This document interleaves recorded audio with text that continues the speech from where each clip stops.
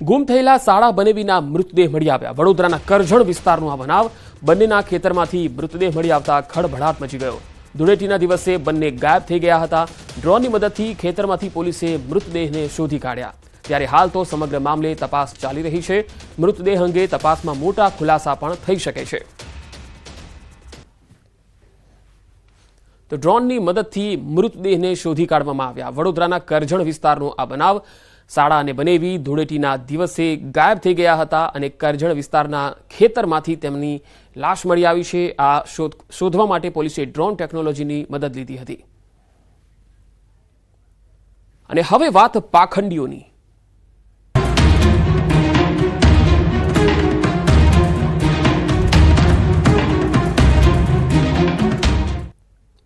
રાજકોટના ભુવાની 10 વર્ષની ધતિંગ લીલા વિજ્ઞાન જાથાએ કરાવી દીધી બંધ। અમદાવાદના મેટોડામાંથી ઝડપાયો ભુવો મહેશ મંજીવાળા।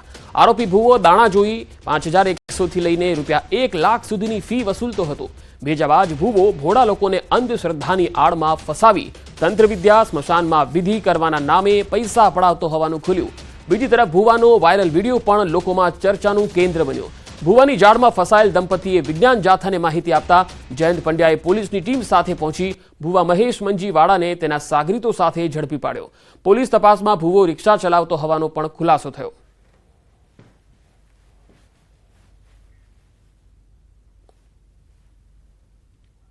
અમે ઘરની પર થોડીક વધારે તકલીફ હોવાથી અમે મહેશ વાળા નામના ભુવાજીને સંપર્ક કરેલો। એની ફી હતી 5100 રૂપિયા અને અમને આ તકલીફ છે એ એમ કરીને અમને 40 થી 45 હજારમાં ઉતારેલા છે। અમારી યારે છેતરપિંડી કરી છે અને એ રીતે અમારી યારે બધી લૂંટ કરી છે। અને તમે પૈસા કેવી રીતે દીધા? 2-3 વાર ગૂગલ પ્લે કરેલા છે, 1-2 વાર રોકડા દીધેલા છે। એ રીતે આપણે તમારી પાસે હતા કે તમે કઈ વસ્તુ વેચી? અને અમારી એક રિક્ષા પણ હતી ઘરની, વેચીને રૂપિયા અમે છે ને વ્યાજના દરજામાં છીએ, રોજ વ્યાજ ભરીએ છીએ। એના હિસાબે અમે વ્યાજના ચક્કરમાં પણ પડી ગયા। સારું થઈ જાય પણ કઈ સારું કર્યું નહીં અને હાથ ઊંચા કરી દીધા છે। અત્યારે કઈ જવાબ આપતો નથી। પૈસા પરત માગવાનું કીધું તો કે તમારા થાઈને કેસ કરો, અહીંયા કેસ કરી એવી ધમકી આપે છે અને રોડ ઉપર આવીને એના ભાઈને બધા ધમકી મારે છે કે હવે ક્યાંય ઘરે આવ્યો તો તારા ટાટિયા ભાંગી નાખશું ને કાં ઘરે આવીને પૈસા લઈ જાય ને એવી ધમકી મારે છે। એટલે આવા ભૂવાથી બહુ દૂર રહીએ એવું મારું પબ્લિકને કહેવાનો મતલબ એવો છે કે કોઈ એવા ભૂવા પાસે જાતા પહેલાં 7 વખત વિચાર કરજો। આ ભૂવો છે આંકડાનો જુગારનો શોખીન હતો અને લોકો પાસે રૂપિયા પડાવતો હતો અને પોતે નગ્ન હાલતની અંદર પણ એનો વિડીયો વાયરલ થયો હતો, એ પણ સામે આવ્યો હતો। આ સમગ્ર હકીકતમાં પીડિતા જે મહિલા હતી એને બધાની હાજરીમાં એને માર પણ માર્યો હતો, કારણ કે એને 45,000 જેવી રકમ જુદી જુદી વિધિના નામે લઈ લીધી હતી અને આ પીડિત પરિવાર છે એ બરબાદ થઈ ગયો હતો।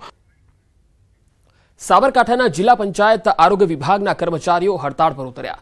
700 જેટલા આરોગ્ય કર્મીઓ અચોક્કસ મુદતની હડતાળ પર ઉતરતા દર્દીઓ પરેશાન થયા। વારંવાર રજૂઆત છતાં પડતર માંગણીઓ નહીં સંતોષાતા કર્મચારીઓમાં રોષ જોવા મળ્યો। જિલ્લા પંચાયત કચેરી ખાતે તમામ કર્મચારીઓએ એકત્ર થઈ અને જિલ્લા વિકાસ અધિકારીને લેખિતમાં રજૂઆત કરી। હડતાળથી જિલ્લામાં પીએચસી અને સીએચસી પર આરોગ્ય સેવાઓ ચાલુ રહેશે, જ્યારે ગ્રામ્ય કક્ષાના સબ સેન્ટર પર થતી કામગીરી બંધ થશે। 65 થી 70 વખત કાગળ મોકલાયા છતાં સરકાર દ્વારા કોઈપણ જાતની બેઠક આપી કોઈ નિરાકરણ લાવવામાં આવ્યા નથી। અમારો મુખ્ય મુદ્દો ટેકનિકલ છે, જે ટેકનિકલ માટે સરકારશ્રી દ્વારા કમિટી રચવામાં આવી હતી। કમિટી દ્વારા અહેવાલ રજૂ કરવામાં આવ્યો છે। અહેવાલ કર્યા પછી સરકારશ્રીએ હજી સુધી ઠરાવ કર્યો નથી। જો સુધી ઠરાવ ના થાય ત્યાં સુધી હવે આ અચોક્કસ મુદતની હડતાળ પૂરી થશે નહીં।